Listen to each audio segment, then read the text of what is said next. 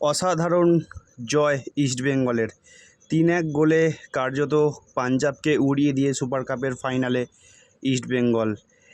এটা কিন্তু আজকে সত্যিকারের ইস্টবেঙ্গলের কিন্তু এটা হবারই ছিল। যেভাবে পাঞ্জাবের যে টিম সেই তুলনায় ধারে ধারে কিন্তু অনেকটাই এগিয়ে কিন্তু ইস্টবেঙ্গল টিম। আজকের খেলায় যদি বলি অস্কার ব্রুজোর সব কিছুই মোটামুটি ঠিকঠাকই গেছে। আজকের খেলায় প্রথম হাফে বেশ কিছুক্ষণ আধিপত্য কিন্তু ছিল ইস্টবেঙ্গলের। তারপর আর সেই আধিপত্য থাকার জন্যই কিন্তু সেই আধিপত্য দেখানোর জন্যই কিন্তু বেশিক্ষণ লাগেনি গোল পেতে। পাঞ্জাব কিছু বোঝার আগেই কিন্তু পাঞ্জাবের গোল পোস্টে বল জড়িয়ে দেয় ইস্টবেঙ্গল প্লেয়ার রাশিদ। যদিও ইস্টবেঙ্গল অন্যভাবে কর্নার নিয়েছিল, কিছুটা অন্যভাবে ট্রাই করতে চেয়েছিল ইস্টবেঙ্গলের প্লেয়ার, কিন্তু বলটি চলে যায় আনমার্ক রাশিদের কাছে এবং রাশিদ সেই জায়গা থেকে একটু ভুল করেনি। যেভাবে রাশিদ শটটা নিয়েছে কিছুটা হলেও আমি বলবো এটা পাঞ্জাবের ডিফেন্সের কিছুটা মিস্টেক। পাঞ্জাবের ডিফেন্সের সাথে সাথে কিছুটা মিস্টেক রয়েছে পাঞ্জাবের গোলকিপারের এবং শটটি কিন্তু গোল হয়ে যায়। যেভাবে রাশিদ শটটা নিয়েছিল এবং যতটা দূর থেকে বল আসছিল সম্পূর্ণভাবেই রাশিদ কিন্তু আনমার্ক ছিল। এভাবে গোলটা যে হবে এটা কিন্তু কেউ ভাবতেই পারেনি। অত কটা প্লেয়ার ঘোটলা হয়ে রয়েছে, সেই জায়গা থেকে বলটা কিভাবে বেরিয়ে গোলে ঢুকে গেল এবং 1-0 হয়ে গেল। এটা কিন্তু সত্যি ইস্টবেঙ্গলের জন্য প্রথম গোলটা স্পেসিফিক্যালি প্রথম গোলটা কিন্তু ইস্টবেঙ্গলের জন্য সত্যি কপালের জোরে গোলটা পেয়েছে বলবো ইস্টবেঙ্গল। এই গোলটা কিন্তু হবার ছিল না। তারপরে খেলা কিন্তু গড়ানোর সাথে সাথে আস্তে আস্তে পাঞ্জাব ম্যাচে ফেরার চেষ্টা করে, কিছুটা হলেও লড়াই দেওয়ার চেষ্টা করে ইস্টবেঙ্গলের সাথে। তবে কিছুটা লড়াই দিতে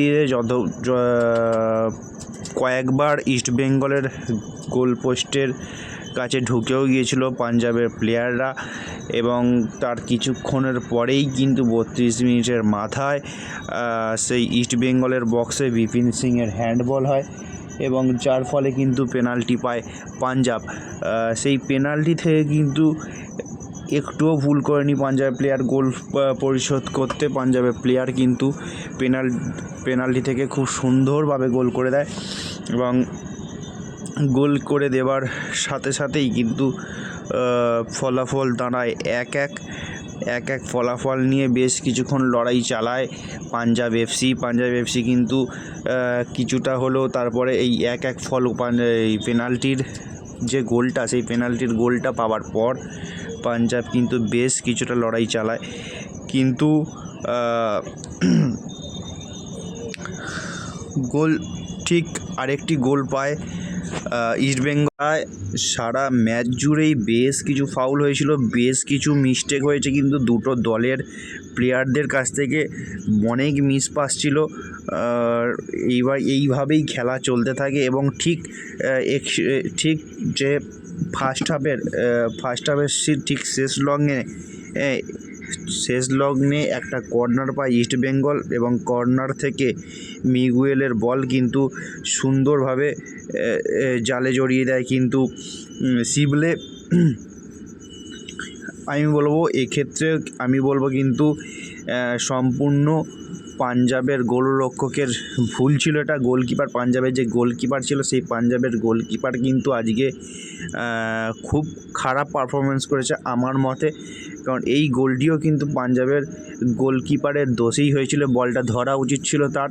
এরকম একটা সেমিফাইনালের মতো একটা হেভিওয়েট ম্যাচ খেলছে, সেই জায়গায় এইভাবে গোলকিপিং করছে, এটা কিন্তু একদম ভাবাই যায় না।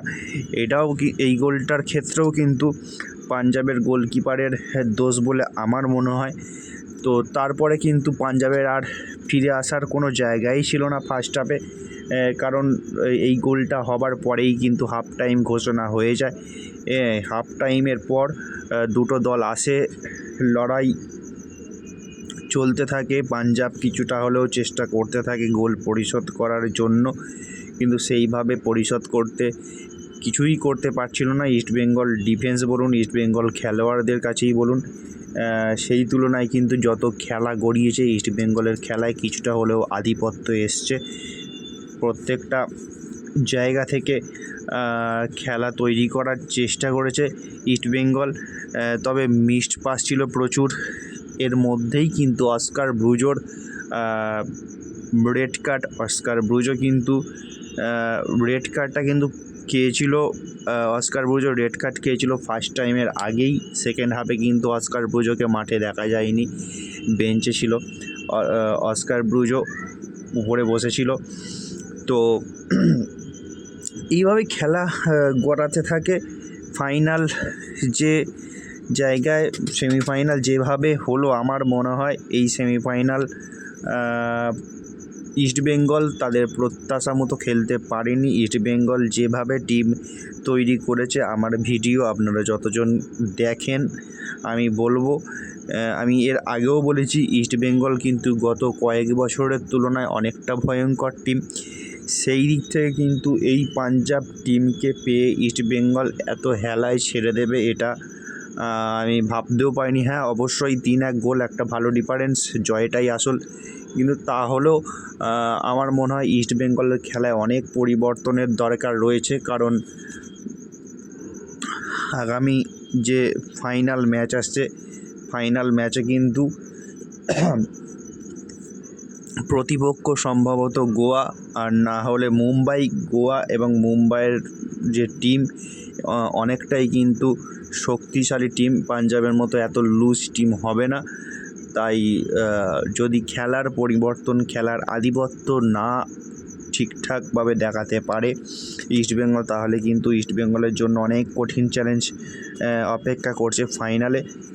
কিন্তু বলবো 71 মিনিটের সাউল ক্রেসপোর গোলটা বেশ ভালোই হয়েছে। সাউল ক্রেসপোর গোল, টোটাল 3টে গোল হয়েছে ইস্টবেঙ্গলের দিক থেকে। প্রথম গোলটা তো বললাম যেভাবে হলো, তারপরে সিবলের গোল, তারপরে সাউল ক্রেসপোর গোল। এভাবেই খেলা গড়াতে থাকে। কিন্তু একটা সময় গিয়ে 80 মিনিট যখন অতিক্রম করে, তখন কিন্তু যেটা আমি বুঝলাম, আমার খেলা দেখে যেটা মনে হলো, 80 মিনিট পরে কিন্তু পাঞ্জাব পুরোপুরিভাবে খেলাটা ছেড়ে দিল, খেলা থেকে পুরো বেরিয়ে এলো। সেইভাবে লড়াই কিন্তু পাঞ্জাবের আর দেখতে পেলাম না 80 মিনিটের পর থেকে। যাই হোক, ম্যাচটা যে খুব ভালো হয়েছে সেটাও বলবো না। ইস্টবেঙ্গল যেভাবে টিম পারফরমেন্স করেছে, ধারে ধারে যতটুকু টিম তৈরি করেছে ইস্টবেঙ্গল, যতটুকু খেলার দরকার ছিল সেই তুলনাও কিন্তু 50%-এর মতো খেলা দিতে পেরেছে ইস্টবেঙ্গল। আরও বেটার খেলা হওয়ার প্রয়োজন ছিল ইস্টবেঙ্গলের। তো যেটা বললাম, যদি খেলার মধ্যে পজিটিভিটি পরিবর্তন না আসে, তাহলে কিন্তু ইস্টবেঙ্গলের জন্য অনেক কঠিন চ্যালেঞ্জ অপেক্ষা করছে ফাইনালে। মুম্বাই অথবা গোয়ার বিরুদ্ধে ফাইনাল হবে। তো যাই হোক, আপনারা কি বলছেন কমেন্ট বক্সে অবশ্যই জানাবেন। ততক্ষণ দেখতে থাকুন টুইন্স ম্যাজিক ইউটিউব চ্যানেল। আমি আবার আসছি ফিরে অন্য কোনো ভিডিও নিয়ে।